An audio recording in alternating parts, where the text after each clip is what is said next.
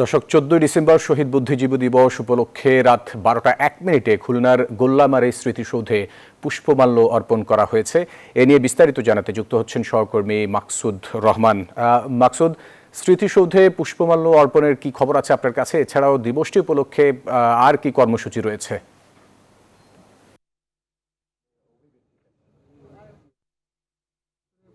জি, ধন্যবাদ। এই শীতের মাঝরাতে কিন্তু এই স্মৃতিময় গল্লামারী বধ্যভূমি কিন্তু জেগে উঠেছে। অসংখ্য সামাজিক সাংস্কৃতিক প্রতিষ্ঠান কিন্তু এখানে এসেছে এবং হৃদয়ের পুষ্পমাল্য কিন্তু এইখানে শহীদ মুক্তিযোদ্ধা বুদ্ধিজীবীদের প্রতি কিন্তু অর্পণ করছেন। আমরা এই মুহূর্তে অবস্থান করছি খুলনার গল্লামারী স্মৃতিসৌধে। এখানে 1971 সালে এই জায়গাটিতে অসংখ্য মুক্তিযোদ্ধা স্বাধীনতাকামী মানুষকে কিন্তু হত্যা করা হয়েছিল। সব পথ যেন এসে এই মাঝরাতে এই বধ্যভূমিতে মিশেছে।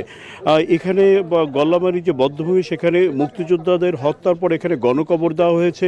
পাশে ময়ূর নদী আছে, সেখানে ভাসি দেওয়া হয়েছে। এখানে যুদ্ধের পরবর্তী সময় প্রত্যক্ষদর্শীরা বলেছেন প্রায় 5 ট্রাক হাড়গোড় এখান থেকে উদ্ধার করা হয়েছিল। লাশের গন্ধে কিন্তু এখানকার পরিবেশ ভারী ছিল। 2009 সালে স্মৃতিময় এই জায়গাটিকে কিন্তু স্মৃতিবহ করে তোলার জন্য একটি স্বাধীনতা স্মৃতিসৌধ কিন্তু নির্মাণের উদ্যোগ নেওয়া হয়। প্রায় 2,16,00,000 টাকা ব্যয় কিন্তু এই মূল স্তম্ভ নির্মাণ হয়, কিন্তু এখনও কিন্তু অনেক কাজ বাকি রয়ে গেছে। চারপাশে যে পায়েহাঁটা পথ ছিল, পার্কিং ইয়ার্ড ছিল, সীমানা প্রাচীর, গেট, বাগান, পানির পর এসব কিন্তু কিছুই এখানে হয় না। আমরা এই মাঝরাতে যখন এখানে এসেছি তখন দেখেছি খুলনা সাংবাদিক union, Khulna TV reporters union, press club সহ বিভিন্ন সামাজিক সাংস্কৃতিক প্রতিষ্ঠান কিন্তু রাজনৈতিক প্রতিষ্ঠান কিন্তু এখানে এসেছেন এবং তারা কিন্তু শ্রদ্ধা অঞ্জলি নিবেদন করেছেন। যখন কিনা দিনের আলো ফুটবে তখন হয়তো আরও অনেক অসংখ্য প্রতিষ্ঠান কিন্তু এখানে আসবেন।